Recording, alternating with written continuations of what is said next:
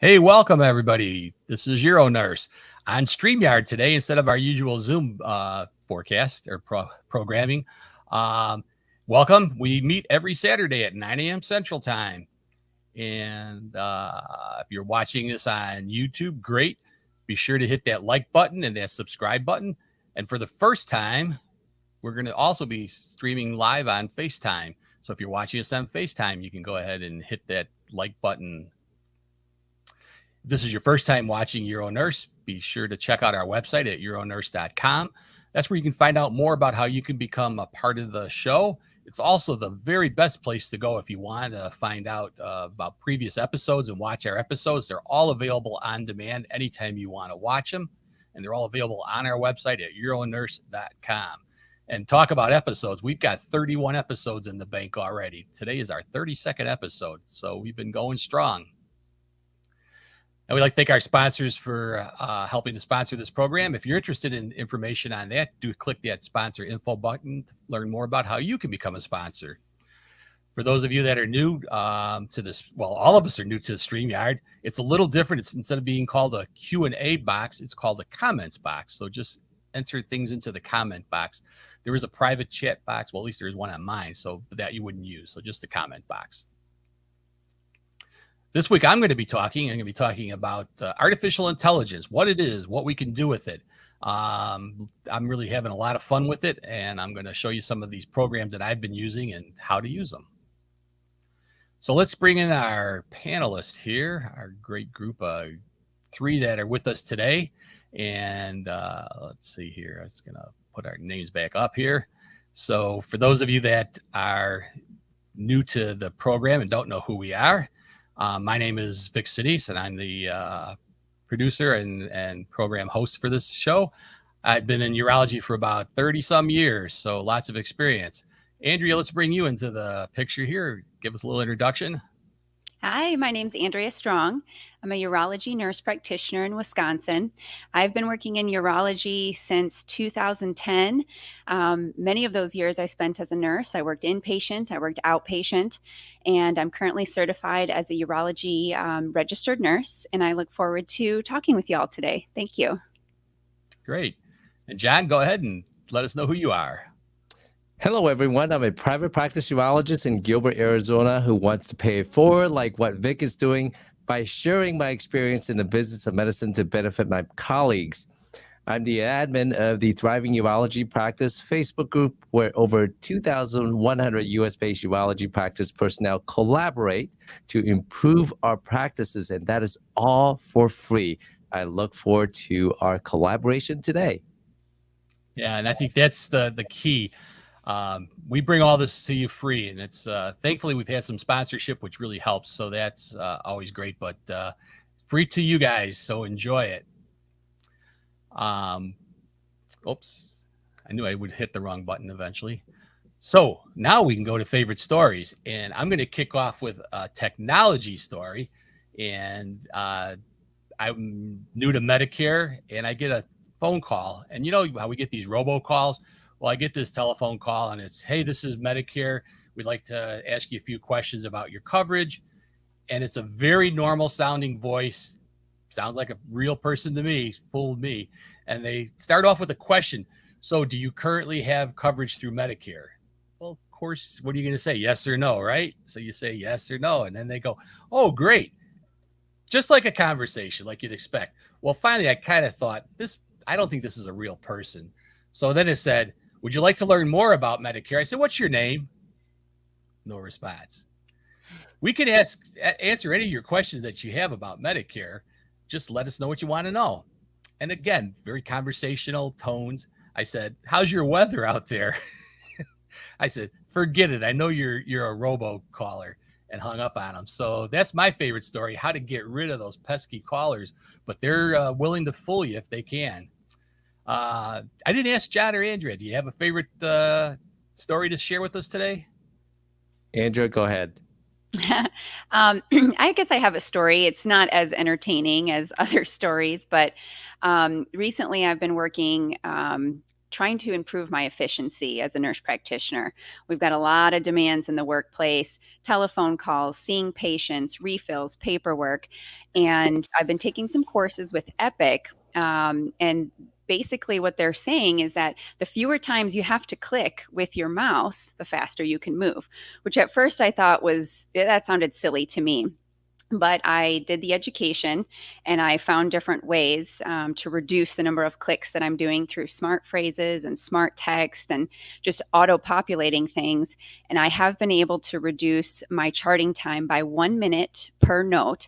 And that really adds up. Nice. If you're seeing 20 to 30 minutes or 20 to 30 patients a day, that's 20 to 30 minutes.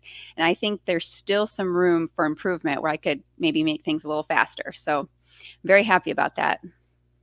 That's great. Yeah. John, do you have a favorite story? I always have a ton of favorite stories. All right. So I see a lot of vasectomy patients. I do a ton of vasectomies. And I'm looking forward to our upcoming talk on March 25th. Yeah, March 25th on Euronurse about vasectomy. So this is one of these vasectomy patients.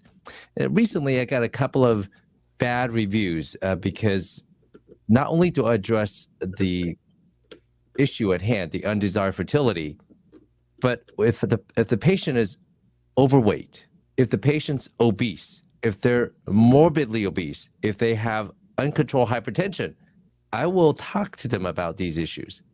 The two recent negative reviews came from patients who are morbidly obese, and I discuss the potential bad outcomes that can occur, including some urologic issues, and also obstructive sleep apnea, the urinary frequency, the nocturia, the erectile dysfunction, the increased risk of kidney stones. So I address those issues, as well as, do you want me to refer you to someone who works in bariatric medicine? If you can't do it by yourself, maybe someone in bariatric medicine will help. Well, I thought everything went great with this patient who was morbidly obese, body mass index over 41. I mean, this guy was a big guy. And they're just huge risk factors for this guy to just have a stroke, heart attack, hypertension, hypercholesterolemia, all sorts of things. I thought everything went great. Everything was beautiful. But then he left this review. And also he mentioned something about the way my awesome front desk person, Milana, she was just the sweetest lady, sweetest woman, young woman. And this is his comment. He said, did not appreciate the pet names receptionists used. I am not her hun and don't find it cute. So, this is how it starts. Yep. It's a professional office and should be treated as such. I can't tell you. I mean, we are extremely, extremely professional. On Google, we have close to 1,000 Google reviews. Anyway, and he says, Dr. Lee, patient interaction is impersonable and lacks care that you would hope a physician had in helping you reach your health goals. So anytime I get one of these reviews, I always think, okay, well, was there something I could have done differently to do better? But I remember this gentleman very well, and I know I did nothing unusual. Maybe he was just having a bad day. So always, when you look at these reviews, always take a step back and say, was there something that you did wrong? Can you do better? And then try to address any deficiencies that you may have in your practice. Or could this person just be unhappy because I brought something up that he didn't want to address? That could be the case as well. But anyway, that's my story. I have tons of stories. We had a EHR upgrade this past week, and yeah, tons of stories. But anyway, I'll stick to one. Yeah, I think that's a great story because we get the same thing. You'll get a lot of complimentary feedback, but what sticks out is that one person who had a bad day or a bad experience, and you just never know what's going to happen, and that's the one that they, of course, nail you with, right? So, well, great. I'm going to kick it over to let's see here. I need to, all righty, that didn't work. There.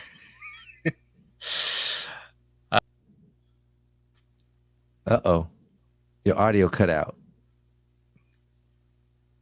Oh, yeah. So is it back on? Yeah, you're back on. Yeah. All right. Just got to get these buttons a little different. So bear with me, folks. And I see we got a lot of folks watching on Facebook too. So it's one of the things I was wondering, and it does show me some numbers. So that's good. So we're going to get rolling on our show on artificial intelligence, what we can and what we cannot do with it, or how we're going to use it. So I think that's the really important part. So I like to start off with just a definition. What is machine learning or artificial intelligence? And it's the ability for a machine basically to kind of do the things that normally would require human intelligence, reasoning, problem solving, decision making, those type of things. And that's what they kind of go along as the definition.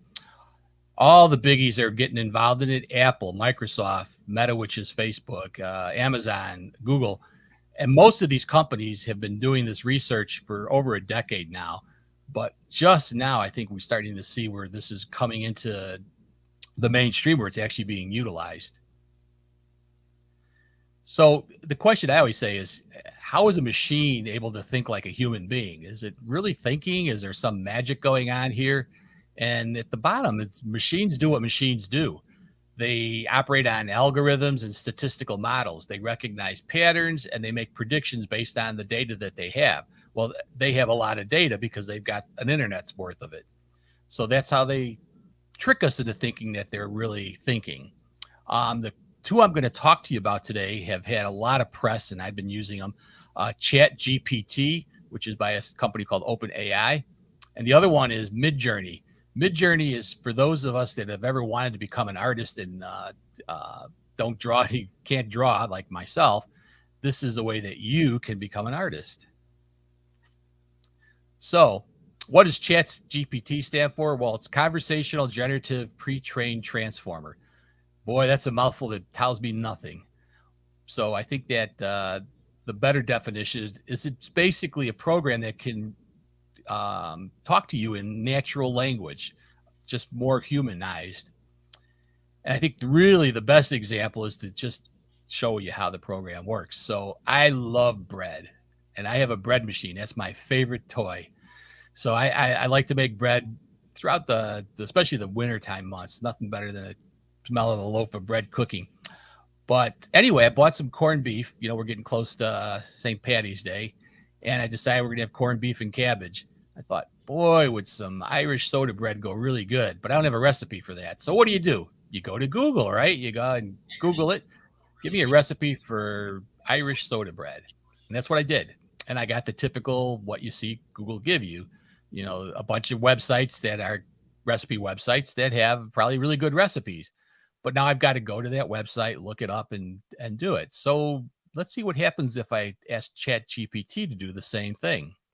So I go to ChatGPT and I ask it for a recipe. This is real time is what it's. And again, look at the natural language. Here's a recipe for Irish soda bread. It can be made in a bread machine. Gives me a list of the ingredients. I don't have to go and write a list. I can copy and paste that into my phone for going to get the recipes or the ingredients at the store. Here's the instructions on how to cook it. Again, very natural language. It doesn't make spelling errors. It doesn't speak, in wrong tenses of the verbs. Tells me what temperature to cook it at. And this is my favorite part. Enjoy your freshly baked Irish soda bread. So it even has a little conversation with you. Now, something more to the heart of what we do. We've been talking about clogged Foley catheters, so go to Google. Let's see what Google will tell us. Now, I will point out up on the top there, you see there's a little passage. Google's also working, as I said, they're all coming up with their own AI, and Google has its own AI called BERT. And so some of this, before you even see the list of things that, we typically get that list of websites to visit, it does give you a little description. So we're going to start seeing more of this incorporated, I think, in search engines. And I'll talk a little more about what Microsoft's doing. But anyway, the typical, you would search for this on your website. Then you'd go and you'd read the research and look at it and pick the best research you want. And that's kind of where you start. But how would ChatGPT do with this? So again, same thing, causes of clogged Foley catheters. And here I'm going to let this run through here, but you can see very normal, comfortable language. If you were writing a paper on this, you could really, cut and paste, and trust me, it's being done. It's probably one of the drawbacks. But I like how it's breaking it down in incrustation, blood clots. Now, one caveat is we're all in urology, so we kind of know this subject matter, so we know if something's really way off base. But if you're, somebody who has no medical training at all, and you were to look this up because you were worried about your own clogged Foley, you don't know if this is accurate information or not. And that can be one of the risks, is having information that's not really accurate. I've read some stories online about people arguing with the AI, coming back and saying, this is not correct. And the AI will come back and say, I've done a search and you're correct. That wasn't right. So that's how they learn. So it's kind of interesting. Here's something I think that Andrea might find useful, because she's our director of education. So if you got to submit for CEs and you need to get an outline on something, let ChatGPT do the work. So I want an outline on that presentation for catheter blockage. So you see it comes up with the introduction, breaks it out into bullet points, causes of catheter blockage. And again, this is not being sped up. This is actual live time. So you really can get a nice description of what you're talking on. I love making slides. I love doing presentations. I hate doing the paperwork. So having this to help me is great, because I'm way ahead. And if I'm building a slide package, having this outline, I can go in and start grabbing pictures from this off of what I want to build to do my talk. I mean, I think I could really come up with a great talk on catheter blockage built right off of this outline. And all this stuff is copy, paste, tweak it however you want. So you can do with it what you want, which is what's really nice. But talk about time saving. People are using it to write letters to insurance companies when there's denial of coverage. And, it's got to at least be a good starting point, if not the whole letter. So there's a lot of places that I think we're going to see ChatGPT take off. So there's at the end of that one. So nice thing about, we were talking earlier about, if it's free, it's got to be great, right? Well, we all like free, don't we? So ChatGPT is free. There is a website. You just go to chat.openai.com, sign up. It's maybe getting a longer waiting list to get on, but it was pretty short for me. They want people to use it. And the reason for that is because the more people out there using it, the better it's going to get. Now, OpenAI quoted that it costs them about $100,000 a day to keep up the servers. That's to maintain the system going. So there's some cost involved in this. So for a free service, that's pretty good that they are giving that out. Again, they do offer a $20 a month program. And the reason for that is you can get what they call their ChatGPT Plus. And the issue is, if you've used it and you're doing it during peak times, you may not even get on, because the busier it is, the less likely you are to get yourself onto the server. So it may say busy right now. Well, if you pay the $20 a month, you're going to get on immediately. It's going to put you through as a priority customer. So there's some benefits. It also probably says it's going to be faster. But I can tell you, the reality is I've had very few issues with it getting on it, and timing, having to wait. I've had some, but not enough to pay $20. I can tell you that. But don't feel too bad for AI. They just got $10 billion. That's what it be, $1 billion from Microsoft. And the reason they invested in them is they want that technology for their search engine, Bing. Now, if Bing is just like a little tiny minuscule part of the search engine world compared to Google, but they want to be bigger. And so you can go to Bing right now, and they have introducing new Bing, which is the ChatGPT powered Bing. And you can get on their wait list because, again, it's being rolled out. But I signed up for that one. It took about, I think, a day, 24-hour period, and they sent me back, hey, welcome, you can use it now. So I was able to use it. The program works really well, and but it's not quite up to the, I would say, the ChatGPT standard as far as it's not quite as good, but it gives you some searching along with some answers, so it's only going to get better. Now, MidJourney, I mentioned that I'm not artistic at all, and but I do like to make pictures, and I like to draw. And if you look at the website, some of those are hand drawn by myself, just as fooling around, but they're not very good. But MidJourney makes us all an artist, and it's free. Well, kind of free.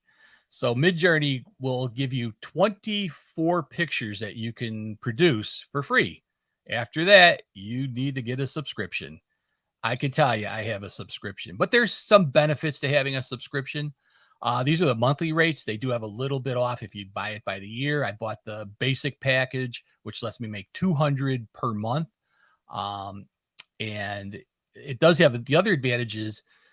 It gives you your own window on it. And you'll see that when I show the program, how it's harder if you use what they call the newbie windows.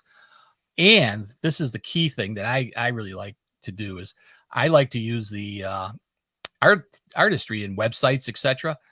And in your presentations, your PowerPoints, if you just take a picture off of Google and utilize it, you're really probably you're not licensed to use that picture. If you pay for this and you use the picture that you produced, you can use it. It's yours. It's your license because you own it. And that's kind of one of the benefits that I found that's really nice is that I'm able to use this art and not have to worry about it. Now, I mean, if you're doing a PowerPoint presentation, is somebody going to, litigate you for using their picture? Probably not. Especially if you give them credit on the PowerPoint presentation. But if you're like, I build websites, you put it in a website and it's a very successful website and somebody says, hey, that's my picture. You could get litigated for that. So I try to make sure I'm very careful that I'm buying all my licenses whenever I use any artwork in my websites, but now I'm able to use these because it's part of what I have. So MidJourney, you have to join their beta. It's a beta program. And for those of you that are not into computers, it's going to take you into a world of hurt because it's not going to look like your normal, friendly, everyday computer. This is what I've already bought this program. So this is what my MidJourney looks like when I open it up. Not much there, but you need a second program for it to work. You need a Discord server. Now I just threw a word out that's going to be scary to most of you. Discord.com. It's a free service, totally free. Open in your browser. You can download the software, but you have to have it in order for it to work. Discord is a social server where people meet up and can do all sorts of things that you can do on a server, exchange files, etc., things like that. I'll tell you, I didn't use Discord till I got MidJourney, so I'm kind of new to it myself. But anyway, this is what it looks like. This is Discord running MidJourney, so if that makes sense. So I click on that little sailboat, it brings me into the MidJourney part. And everything that you build in MidJourney requires imagine prompt. Those are the big words to remember. If you want to do anything, put in your /. It'll give you a bunch of choices. Pick the imagine prompt. And then all you have to do is put a description in. So I want a robot dressed in surgical scrubs working over an operating table because I'm going to use that in something. And what it pops up is 4 pictures close to what it thinks you would have wanted. And you can say how you want it to look more comic-y, more realistic, lighting. You can add all these definitions in there. But this was a real basic one. And then what you do is you've got a choice. If it says, I missed everything, you can hit that circle and it'll give you 4 new ones. But if you like one of them, that's what the V1, 2, 3, 4 is. So I like number 2. That's pretty close to what I'm looking for. So I hit V2. And what it's going to do is it's going to produce 4 more pictures that are, now see, this was the free service. So I'm in a newbie room. So I got to hunt for my stuff to come up. When you pay the subscription, it's in your room so you can find it. So you can see now those all look pretty close to that first one, but a little variations. So now maybe one of those is exactly what I'm looking for. So I can go hit the U's, 1, 2, 3, 4. So number 4 I like. So U means upscale. So those are all low quality images. So when I hit the U, it's going to give me a full high quality image. And you can even dictate how high of a quality. You can say I want 4K or whatever. So again, I'm just doing some basic commands here. The best way to learn is to look at some of the stuff people have done, and it'll show they get their prompts. But here it is in upscale, so high definition. There's my robot doing surgery on and operating some kind of table. So what do you do with this? So I as I was talking about, you take MidJourney and ChatGPT, put those two together. Voila. I now have the artwork I need for my thumbnail, for all my different programs. For my website, I've got it. And I've got a description of the procedure that I'm going to have generated by ChatGPT. So how does it do it? Well, remember testosterone therapy? I asked it to, what's testosterone therapy? And it gave me this definition. Looked good to me. Then I went to MidJourney and I said, give me a picture of a muscle-bound man flexing. And so, boom, there's my muscle man flexing with my description. And I can tell you that I couldn't draw that guy for nothing. I would have to pay for the artwork or find, I've got some programs that I've paid in the past for it, utilize one of those, but being able to kind of exactly what I was looking for, that guy with the flex, that's really fun. That's one of the dangers too, because it is kind of fun. So you can start find yourself waddling away a lot of time on it. But it's not all good news. There are some dangers with AI, and I'm going to point those out too. Discrimination and bias. These programs are written by people. People have biases. And if they're right-wing or left-wing lying, some of the programs could show some of that. Now, we know already that there's been bias in facial recognition algorithms, which have higher error rates for people with darker skin tones. And what about when the automation becomes so ubiquitous with all industry that suddenly there's no jobs? A lot of these, I went to a meeting, and one of the things that they were talking about was a certain price point where they were going to start replacing people with machines for fast foods. And it was $15 an hour that they were saying that would be the point where they could start replacing. Well, guess where we're at? And they're doing it already. This is a robot called Flippy. I've heard that White Castles is buying a lot of these, and it takes over the whole operation of making burgers. And it can clean itself. It can clean the stove. It doesn't call in. It doesn't get sick. And hey, waiters and waitresses, you could be replaced too. They've got this going on where they preload your food, tell it what table to send it to, and off it goes with your drink and food and all your good stuff. I wonder if you have to leave a tip. And then the hotel industry is also getting involved in this. So this is the Sheraton. You'd normally get that rack to put your luggage in and push up to your room. Well, now they've got a robo rack. You go ahead and put your luggage right inside here. It's got a locking door. And then it's programmed to what room you're going to. So it'll know what room you're in. It'll lock. It'll come up to your room. It'll call your phone, let you know that, hey, I'm here. It'll give you the code to open it so nobody else can steal your suitcase and take it right up there for you. Another job gone. And then, of course, we know that computers have been hacked, and that's not AI systems at their heart are computers. So we have to be worried about, privacy issues and cyber attacks, etc. And, already we have drones that are flying with no pilots in them. But what happens when there's nobody, on the other end of the joystick except AI making the decisions on who to kill and who not to kill?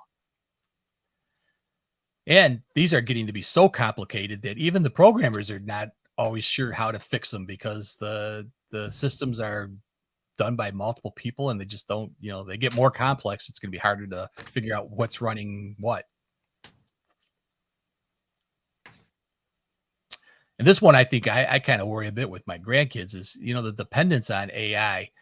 As they get more and more dependent on using computers for everything, are they going to lose their critical thinking and problem solving skills? And I think it's a big concern.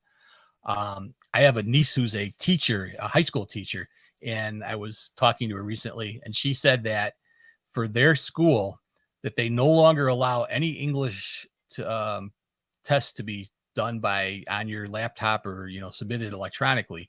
It all has to be handwritten. And that's because of ChatGPT, because people were going in and having the AI write their paper for them. And the teachers can't always figure out if it's real or not. And so there we have it. That's the end of my discussion. Let's bring me back onto the camera here.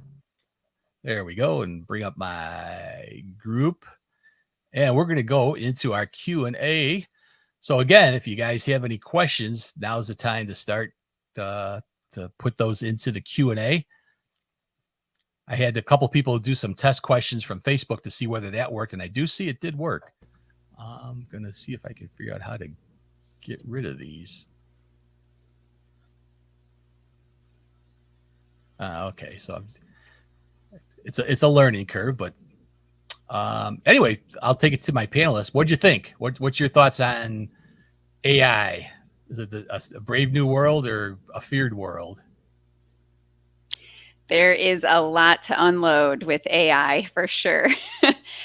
Excellent presentation. I thought it was very relevant. It covered some of the pros, it covered some of the cons, and it was very entertaining.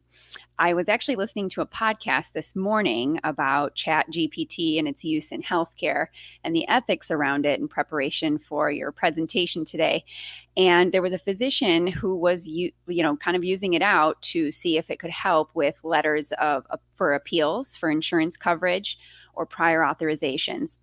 And he actually found that, even though it gave a great list of references, some of those references were incorrect and the information wasn't right. So I think there's place for it to be very beneficial in healthcare, but we need to be cautious moving forward because this is not perfect system. Maybe it will be someday, but it's definitely not now. Another thought that I had is really around the ethics of technology. There's a lot of benefits, and some people can't afford to have technology. They can't afford to either have a computer, or they don't have access to internet, or can't afford internet. So there's a lot to think about with the health of our nation and moving forward with all of this, but very interesting discussion. Yeah, I agree that the ethical side is really the worrisome. John, you have any thoughts? Have you used it at all? Oh yeah, I figured you did. Yeah, the vasectomy topic that's coming up in the presentation, I asked ChatGPT to come up with so this is the prompt that I gave it. Create a bullet point list of a vasectomy presentation talking points to nurses by a very experienced urologist. And then it gave me, the more specific your prompt, the better the results will be. And I also kept in mind, okay, the presentation, I want to keep it within a half an hour or so. I want to have, and personally, I don't like to have many words on my presentations. Mm-hmm. So then, based on these prompts, I would create the slides. And so the next step would be to use MidJourney to create the graphics to incorporate into the slides instead of copying and pasting from other sources. Yeah. And the better the information, the more detailed the information that you give ChatGPT, the better the results that you will get. Now, a lot of college people, grad students have already, and I think in an MBA program, people have tried to use ChatGPT to compose the documents to see if they can pass these programs. And I think some people already did it and said that they would be able to pass an online MBA program or something like that with a B grade using only ChatGPT. Of course, the educators have already come up with a way to detect AI-generated documents. So if you're going to just have AI create the document and submit it and mail it in, you're going to be found out. But of course, there's something else that you can use. I think it's called Rephrase or Rephraser. I think it's a website where you can take that ChatGPT generated document, put it through Rephraser, and then it'll come out undetectable. Yeah. My son's in the MBA program right now, and he said that they didn't use it like word for word, but he said it starts everything. He says it gets the ideas going. He says, and they just work off of that. Yeah. So it's really, and also, I think it's helpful if you want to create post-op instructions, or if you want to create documents that you want to share with your patients. It takes the brain work away from you so that it creates the framework, and then you can edit as you wish. You can even tell ChatGPT to write it in 7th grade language or 6th grade language, which makes it a lot easier. So automation will always be there. I mean, look at the things that we carry with us, right? Yeah. I was talking with somebody, and he said, oh, I still have one of these old alphanumeric pagers. I mean, we started with nothing, and then corded phones, and then now pagers within a generation. Yeah, absolutely. And now we have computers that we carry with us. Automation will always be there. It is always going to help us progress as humans. The equity, equality, inclusion, that is something that's going to have to be worked out, because technology will always progress. It's up to us to retool ourselves as humans to adapt to the progression of technology. We can't ask technology to adapt to us, because humans are meant to progress and invent and make things easier. Yeah, absolutely. So we do have some comments coming up. I'm going to bring some of those in. Rebecca said, we had a negative review of our clinic because the patient was upset they had to wear a mask. I mean, and it's not something that you had a choice, right? You know, that was mandated by in Illinois. Now she works in Illinois. Mandated by Illinois that you had to wear a mask, and of course you can get those negative for anything. Let's see here. Neil says, before you move on, if I could just comment for practices that are struggling with negative online reviews. I'm pretty passionate about this topic. The only counter, because of HIPAA restrictions, we can't disclose any protected health information, including even acknowledging or insinuating that whoever left you the review is an actual patient. So really our only counter is to get a ton of positive reviews. That is really our only counter. You can, and I advocate, I guess I could talk about online reputation management if you want later on, but I advocate for all practices to respond to all positive and negative reviews. And there's a reason for that. But you should respond to them, and the only way to counter these negative reviews is to ask and get positive reviews. Yeah, you're right. All right, so I have Neil made a comment, I think, to my AI photography or picture, AI fingers, but otherwise has AI fingers, but otherwise good. So yeah, that's true. Some of the artistry does have some flaws to it. It's not perfect, but again, these programs are only going to get better. Neil said, I have heard from providers that AI radiologic interpretation being developed shows a lot of promise. Still needs more development, but is remarkably accurate in some of the more ambiguous cases. Any thoughts? Yeah, pathology and dermatology have made some advances in that area too. Yeah. I think I read something about breast mammograms, that it could pick up things that are being missed by radiologists. Did you say something, Andrea? Yeah, we were humans and we make mistakes. So if we can use technology for patient safety, I think it's an excellent idea. I know there's algorithms to make sure that we're not missing something serious, such as sepsis. So it can be a great patient safety tool. Yeah. And Neil's got one more comment for us here. I also read a case of a skin lesion examining AI developing false positives because it learned that the presence of skin rulers in the images was more likely on malignant cases. It began weighing this significantly in its interpretation so that the ruler in the image equals skin cancer. So yeah, I mean, AI, all of it, I think is still at this point in time, a human has to review it. I think it's a good starting point, but you have to review it. I always equate it to like the simplest tool, like the UA machines when they came out, the automated ones that would read the sticks. they're good. But they've got false positives, so you kind of have to correlate what's going on. And a lot of times, microscopic. It may be nitrite positive and leukocyte positive, but you look under the scope and you see no bacteria, maybe just a few white cells floating around. So they can be full, but it doesn't necessarily be. You wouldn't diagnose based on a stick on everything. It's a starting point. And also, you can't just look at a lab in isolation. You have to correlate it with what the patient's feeling. So you don't treat all bacteria in the urine on a culture. Asymptomatic bacteriuria in an elderly female, you usually don't treat that unless they're mitigating circumstances. So you still have to put that interpretive element into the entire clinical picture and not just look at the lab value. Yeah, I agree.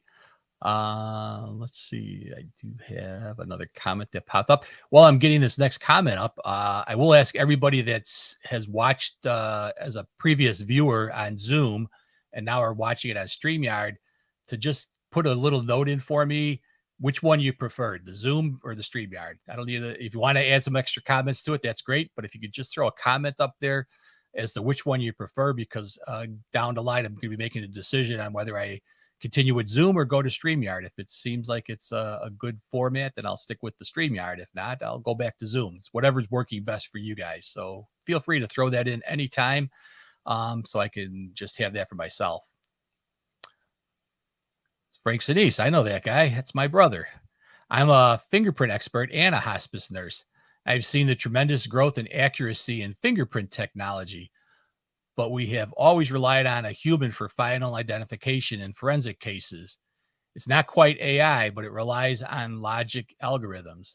So yeah, Frank, that's I watch a lot of those CSI programs, and I'll they say just run it through APHIS or whatever that fingerprint analysis. I think that's it, APHIS, and I always say you're going to be out of a job. All they got to do is run it through APHIS, and that's the end of your job. And he goes, no. He says, you still need a human being to confirm it all. So that goes along. All righty. So I'm still waiting for some folks to give me those comments about Zoom. I do know one thing, that Zoom, Facebook and YouTube and even the Streamyard, there is about a 10-second delay. So I know that sometimes when I ask for something, then I don't always get the answer as quickly as I would think it would show up. Oops, didn't want to necessarily put those up here for you. I wanted to read it. Actually, I'm watching both the stream on YouTube and Facebook. Facebook is actually, the latency on Facebook is actually less than YouTube currently. Yeah, I found that when I do my broadcasting from church, Facebook does have less latency. So, well, let's see what we got up here. So Neil Smith said, this isn't bad. It doesn't keep questions up after you answer them, but feels more friendly. How are panelists feeling about it so far? I wish I could see the names of the people watching, but it's difficult because StreamYard takes outputs to so many different platforms. It's difficult to aggregate all the different users from different platforms and then putting a list up on the screen. Yeah, the only thing I can see is it does give me a live viewers list, and it says how many people are watching on StreamYard, how many are on EuroNurse, how many on Facebook, and how many are on YouTube. So I have an idea, but I kind of like that with the Zoom, where you kind of knew who was actually there. But as they ask questions, they are, right? Yeah, and I also agreed that being able to see the comments that were mentioned before, a running list for the viewer, I think that's a good feature on Zoom. Yeah. I don't know if I can look in. It might be a way that they could see them. I don't know if I got that turned on or off, but and I don't. If you have but if you have a huge audience and the questions are going to scroll so fast across it, that'll be challenging too. Yeah, that's when you need an assistant. Oh yeah, you definitely need a moderator or two. There is a program that you can use for questions that'll let you vote on the people that are looking at the questions, vote on them, and then it goes up to a higher level, so you get the ones that are more pertinent. Or I think on YouTube, you have the ability to highlight the questions that people have paid. They donated money. Yeah. Oh. Yeah. There's a way. You want your question on the top, pay. But as far as what my thoughts on the program is, I like the fact that we've got options for how we have our people, our presenters laid out. It's very simple for me to switch them to.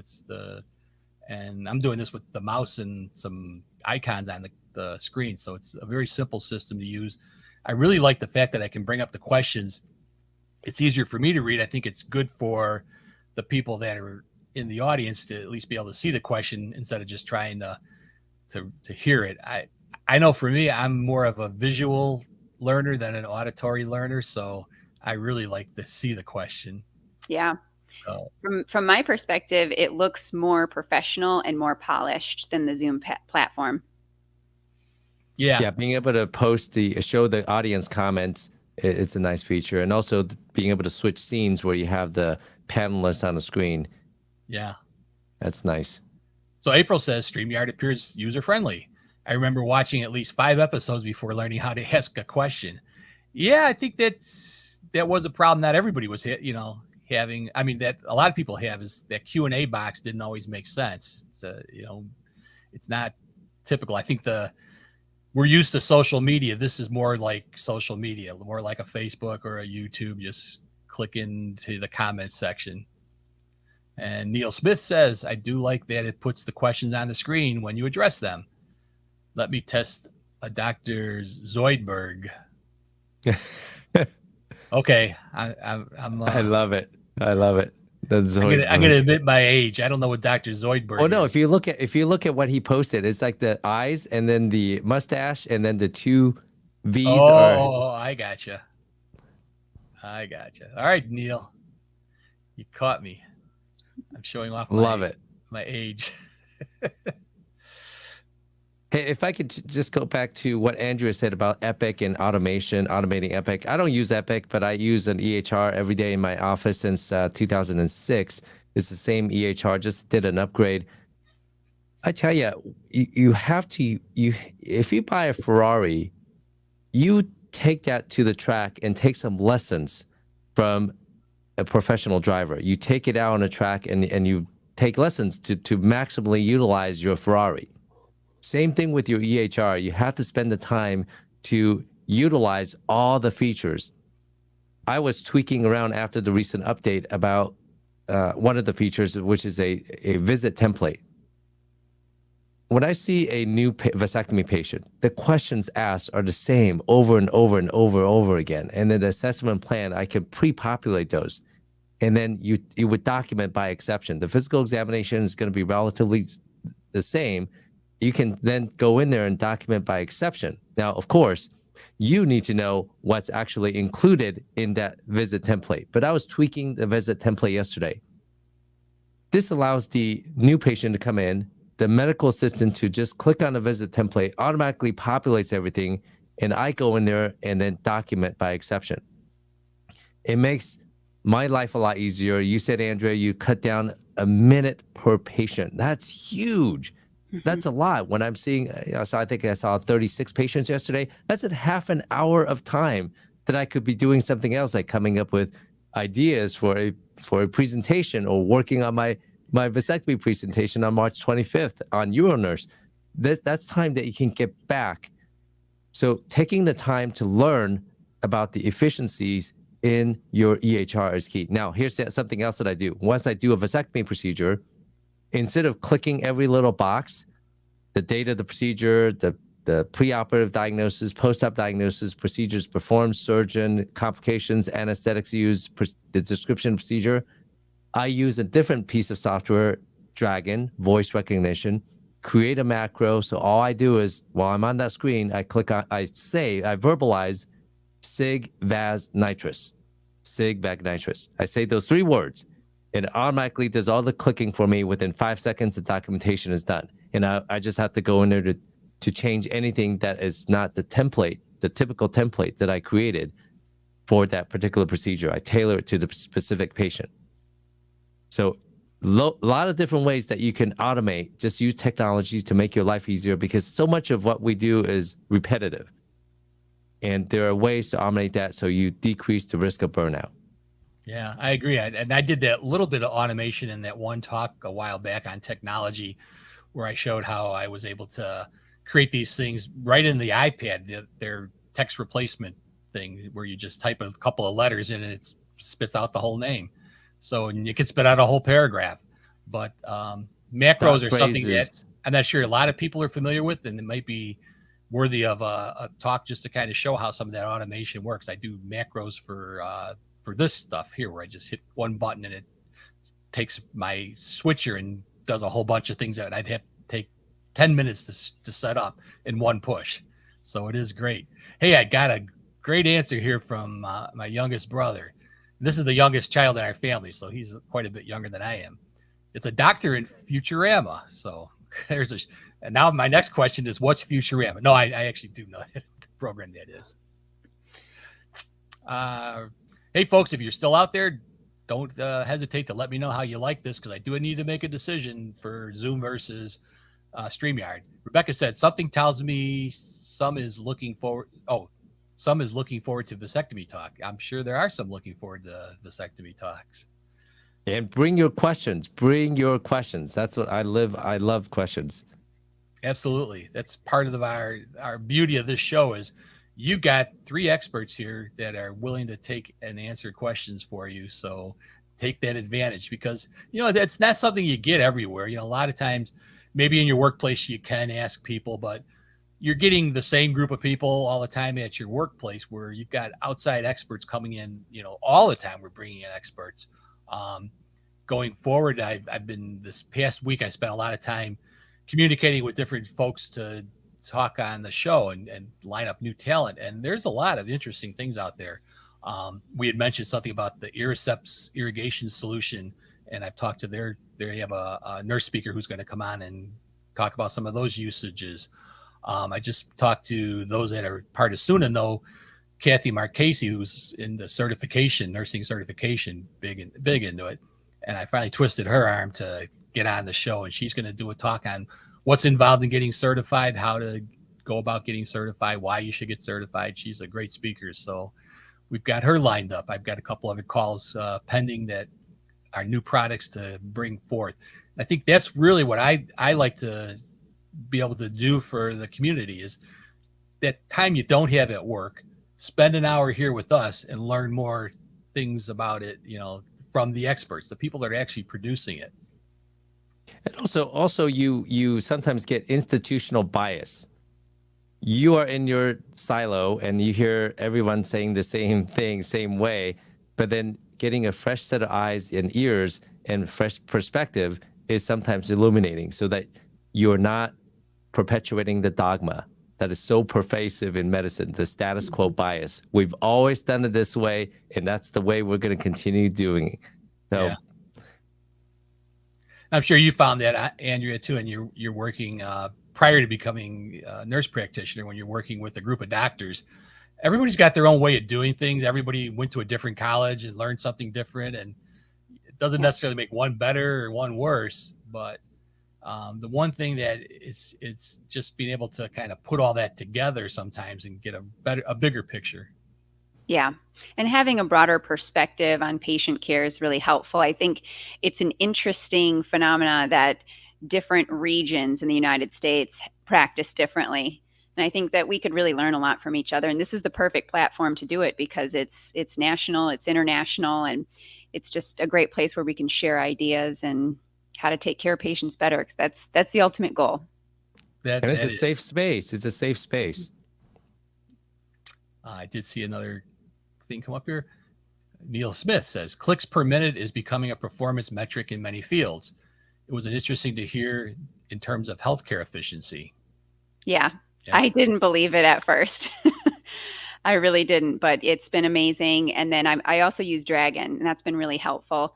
I really wish that I would have paid attention to that typing class that I took as a child, because I didn't think I would need it. I can type pretty quick. I do not do it correctly, and I have a lot of errors. And so Dragon's been really helpful. I can speak much faster than I can type, and the technology is so wonderful that it really picks up what I'm saying, even if I mispronounce some medical terms.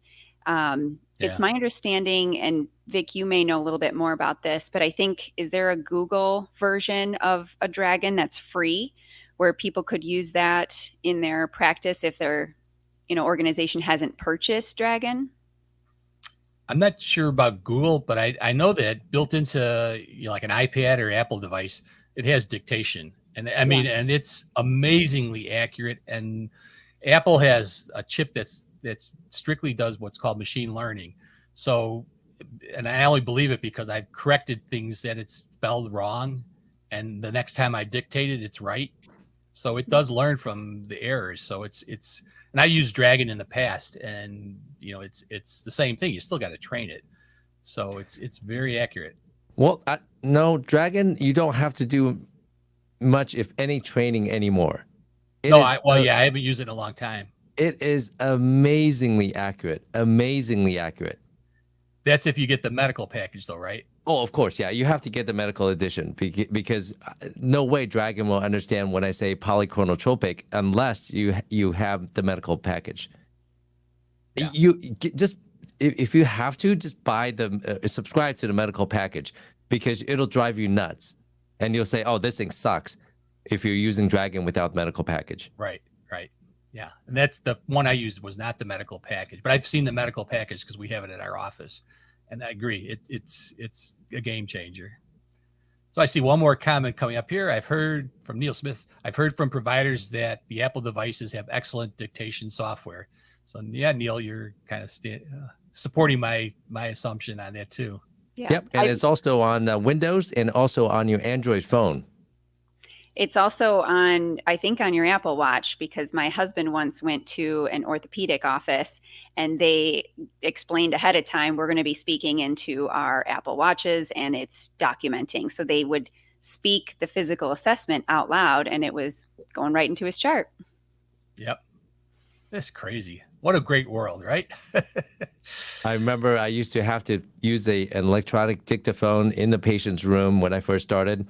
I would turn it on, record, and then that file at the end of the day would get sent to a transcriptionist who then types that out, and then we import it into the EHR.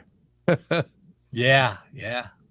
So it's all good. I think it makes, the more efficient we are, the more time we have to spend with patients, and that's really what matters. Well, it's been a great show. I think we're getting towards the end here, so I'm going to do the wrap up. Next week, helps if I get my picture. Next week, we're going to have Dr. Owejifor speaking on robotic cystectomy. And yes, I did make that picture in MidJourney. Love it. We do have the after party available. If you didn't get enough, go over to the website, euronurse.com. Click the after party. After party will bring you into a Zoom room as before. Instead of going to Streamyard for it, I decided I'd just go right to Zoom again and see where it's at. But if you want to chit chat more, go ahead and hit the after party. We'll talk to you there. Otherwise, I would like to thank all my great panelists again. Couldn't do this without you. I'm glad everybody put up with some of the changes here. I think it's good to try new things, and hopefully this will be the way going forward. I so far I'm liking a lot about it. I'll get to look in the way the things recorded on different programs and make some decisions. But hey, see everybody next week. Thanks, Vic.